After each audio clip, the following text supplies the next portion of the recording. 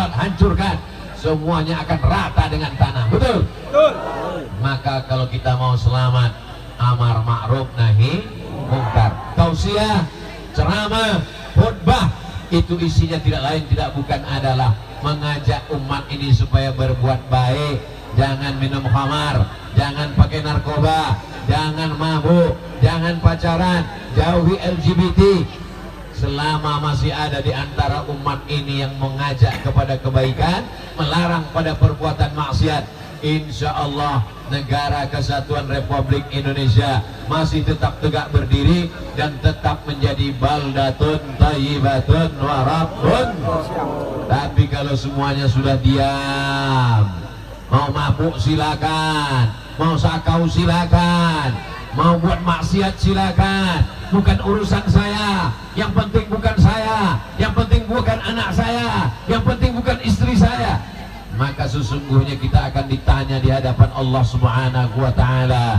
La tazulu qadama 'abdin yaumal qiyamah, kaki anak Adam akan tetap tegak berdiri pada hari kiamat sampai dia dilepaskan dari semua pertanyaan-pertanyaan. Kita ini bukan binatang. Kalau binatang semuanya dikumpulkan lalu berubah menjadi tanah. Saat itu manusia yang kafir ingkar kepada Allah berkata, wa yaqulul kafiru ya laitani kuntu turaba. Andai aku menjadi tanah, andai dulu di dunia ini aku binatang, maka di akhirat akan berubah menjadi tanah. Tapi kita ditakdirkan bukan menjadi ayam, bukan menjadi kucing, bukan menjadi kambing, bukan menjadi anjing. Kita ditakdirkan menjadi manusia, kita ditakdirkan menjadi makhluk yang terhormat. Kita menjadi makhluk, kita menjadi umat Nabi. Seandainya Nabi Musa hidup, dia ingin menjadi umat Nabi Muhammad sallallahu alaihi wasallam.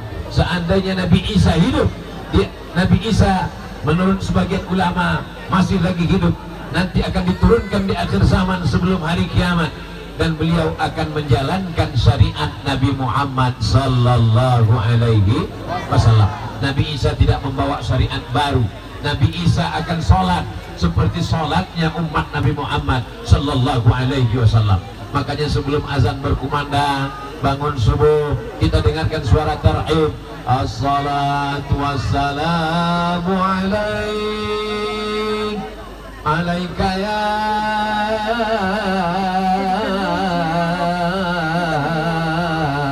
man. Di masjid musola kita masih pakai tarhib?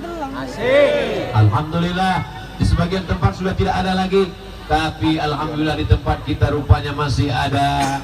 Belum lagi orang bangun, belum ayam berkokok, suara tarhib sudah terdengar melambung sampai ke langit, suara itu menggelegar. Begitu kita masuk ke musola, rupanya orang nggak ada, cuman flash disk saja. Makanya nanti banyak juga flash disk yang masuk surga, orangnya masuk neraka. Jamaah yang dimuliakan Allah Subhanahu wa taala, ini anak-anak muda mesti kita bimbing untuk berani menegakkan amar ma'ruf nahi mungkar. Kuntum khaira ummah, kamu umat yang paling baik.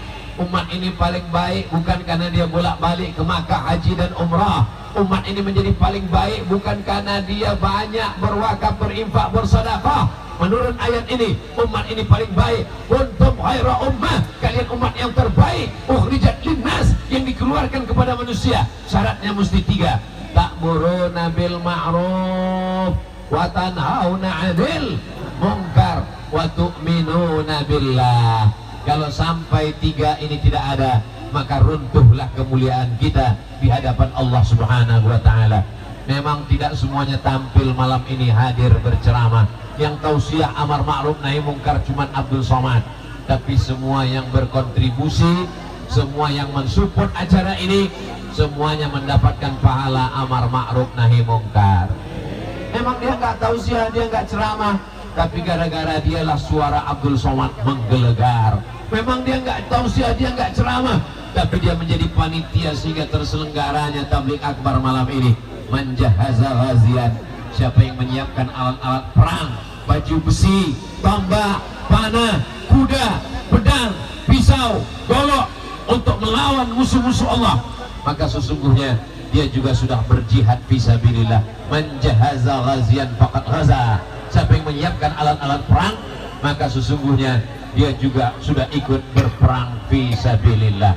Mudah-mudahan dosa-dosa kita di tahun yang lalu dihapuskan Allah Subhanahu wa ta'ala. Ingat, dengar ceramahnya baik-baik, dosanya yang dihapuskan, bukan hutang. Jangan nanti pulang dari sini ditagih orang, hutang kamu gimana? Kata Ustaz Abdul Somad, kalau sudah menyambut tahun baru maka hutangnya lunas. Itu bukan omongan saya. Kalau nggak percaya rekamannya bisa diulang sekali lagi. Kita minta ampun kepada Allah Subhanahu wa ta'ala supaya segala perbuatan maksiat dihilangkan Allah dari kampung halaman kita, insya Allah. Memang dulu Pak Ustadz banyak orang yang nakal, banyak orang yang sakau, banyak orang yang buat maksiat. Loh, malam ini semuanya baik, yang buat dosa mana? Alhamdulillah Pak Ustadz udah mati semua. Tinggal anak-anak muda yang luar biasa yang baik-baik. Jadi kalau saya lihat dari wajahnya, kalau diadakan survei, ini lebih banyak orang anak-anak muda. Memang beberapanya nampak sudah tua, tapi sesungguhnya mereka adalah anak muda yang terjebak di tubuh orang tua. Lebih baik demikian daripada anak muda yang fisiknya nampaknya muda tapi bawaannya mau mati, letoy, loyo, lunglai, lesu. Ini adalah anak muda mujahid fisabilillah. Allahu Akbar, Allahu Akbar, Allahu Akbar. Sallu ala Nabi. Allahumma salli ala Sayyidina Muhammad wa ala ali Sayyidina Muhammad. Saudaraku yang dimuliakan Allah Subhanahu wa ta'ala, hidup ini seperti pohon bunga, berawal dari tunas hijau, lalu kemudian batang kayunya menjadi besar dan kokoh. Setelah itu dia mengeluarkan putih dan bunga. Bunga ini pun tak lama akan layu dan mati. Begitu juga dengan kita, berawal dari balita, setelah itu berjalan, setelah itu berlari, bekerja, kuliah, lalu kemudian dapat uang, menikah, punya rumah, punya kendaraan, liburan, jalan-jalan, tua, sakit pinggang, pakai tongkat, lalu kemudian sampai akhirnya kita menghadap Allah Subhanahu wa ta'ala. Kalau Ustaz Somad ceramah, kuncinya satu aja, nggak usah banyak-banyak. Jangan tersinggung dengan kata-kata yang dia ucapkan. Siap? Karena beberapa jamaah yang tersinggung dengar ceramah Ustaz Somad, pulang-pulang sakit meninggal. Kita ini sehat karena hati kita sehat. Ala fil jasadi mudghah. Ketahuilah bahwa di dalam jasad itu ada segumpal. Idza sala'at sala'al jasadu kulluh. Kalau yang segumpal itu baik, maka yang lain ikut menjadi baik. Wa idza fasadat, kalau yang segumpal itu rusak, fasadal jasadu kulluh, maka yang lain ikut menjadi rusak. Ala wahyal qalb, dia adalah hati. Maka kita minta kepada Allah, ya muqallibal qulub, engkau yang membolak-balikkan hati, sabit qulubana, kokohkan hati kami ala dinik, dalam agamamu. Jangan sampai kami murtad, na'udzubillah, na'udzubillah, na'udzubillah. Jangan sampai kami lupa kepada Rasulullah, na'udzubillah, na'udzubillah, na'udzubillah. Jangan sampai mati dalam keadaan tidak Islam. Wala tamutunna illa wa antum muslimun. Insya Allah kita semua kalau istiqamah, matinya dalam keadaan la ilaha illallah Muhammadur Rasulullah. Subhanallah walhamdulillah wa la ilaha illallah wallahu akbar wa la haula wa la quwwata illa billahil aliyyil azim.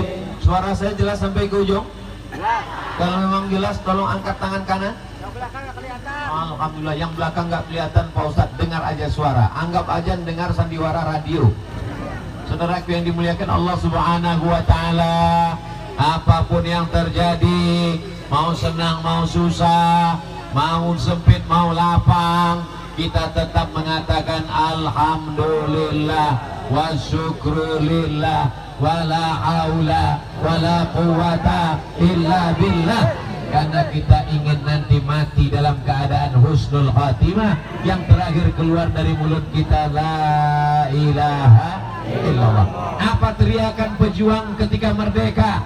Bung Tomo meneriakkan Allahu Akbar. Jenderal Sudirman meneriakkan Allahu Akbar. Pendiri negeri ini, Negara Kesatuan Republik Indonesia, mereka tidak takut mati. Mereka adalah mujahid fisabilillah. Mereka adalah syuhada, orang yang gugur dan ketika mati mereka tidak merasakan sakratul maut, karena Allah berjanji 4 untuk orang yang mati syahid. Yang pertama, kematiannya hanya seperti dicubit dengan sentuhan yang lembut. Yang kedua, sebelum mati dia sudah melihat tempatnya di surga, makanya mereka banyak tersenyum. Yang ketiga, mereka disaksikan oleh para malaikat. Yang keempat, mereka tak merasakan azab kubur, tidak merasakan hisab, langsung masuk neraka. Maka mereka tidak disebut mati. Wala taqulu liman yuqtalu fi sabilillahi amwat. Jangan kau katakan pejuang yang meninggal itu mati. Bal ahya, mereka hidup.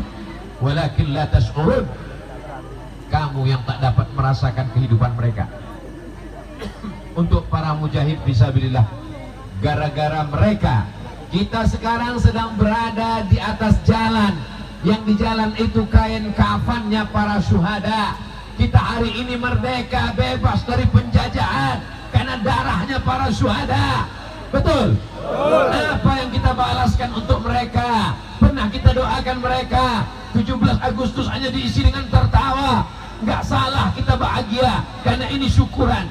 Tapi jangan lupa kepada mereka, untuk para syuhada yang tak dapat disebutkan namanya satu persatu, untuk para syuhada yang menyebabkan kita merdeka, bebas dari penjajahan, untuk para syuhada yang sudah berjuang dengan tetes bulu keringat, darah dan air mata, untuk para syuhada. Al-Fatihah.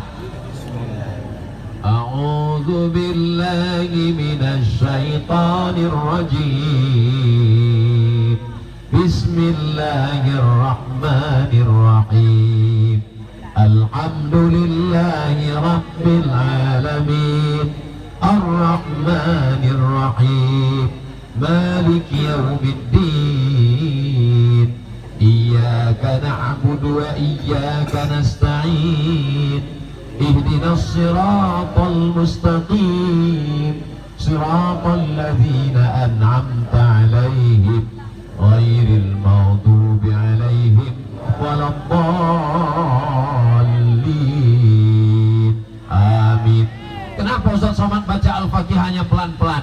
Saya mau mengajarkan kita supaya membaca ayat dengan benar. Banyak sekali sekarang orang kalau diajak baca Al-Fatihah seperti dapat gorengan panas.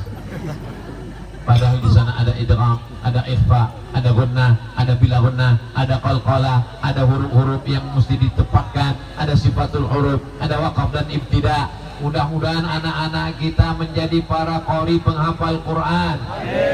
Al-mahiru bil Quran, orang yang mahir membaca Al-Quran. Ma'as safaratil kiramil bararah, mereka akan dibangkitkan di padang mahsyar nanti bersama para malaikat. Mudah-mudahan kita pun termasuk golongan itu insyaallah. Ada orang-orang yang nanti dibangkitkan di akhirat, kepalanya dipakaikan tajun minan nur, mahkota dari cahaya. Aku bukan raja, aku bukan bangsawan, bangsa yang hidup di awan. Mengapa di atas kepalaku ada mahkota? Kau pakai mahkota dari cahaya karena engkau menjadikan anakmu menjadi para penghafal Quran. Masukkan pondok pesantren. Ada pondok pesantren di kampung kita? Bantu pondok pesantren. Saya bukan kiai, saya bukan ulama, saya tidak penghafal Quran. Apakah saya bisa dapat pahalanya Pak Ustadz? Bisa. Dengan cara apa? Bantu pondok pesantren, datang ke sana, bebaskan tanah, buatkan asrama, buatkan kelas, buatkan masjid. La yutraku kulluh. Kalau belum bisa bangunkan semua, bangunkan sebagian. 2-3 sak semen, batu bata dan kerikil. Anak-anak akan membaca Quran pagi, petang, siang dan malam. Mereka akan belajar nahwu shorof, baca kitab kuning. Mereka akan menjadi para alim ulama. Mereka mengajar Quran, mengajar bahasa Arab. Pahalanya mengalir kepada kita. Hadiahkan kepada almarhum ayah, almarhumah ibu. Itu tanda bakti kita pada mereka. Pergi ke pondok pesantren, buatkan sumur bor, airnya mengalir sampai hari kiamat. Subuh, zuhur, asar, maghrib, isya, tahajud, duha, qiyamul lail, witir, dipakai airnya untuk mandi, minum dan berwudu. Pahalanya mengalir Datang Sa'ad bertanya, ya Rasulullah, ummi matat, ibu saya sudah mati, apa atasaddaqu anha, kalau saya bersedekah apakah pahalanya sampai? Kata Nabi, tasaddaq, bersedekahlah. Ayu sedekatu afdal, apa sedekah yang paling afdal?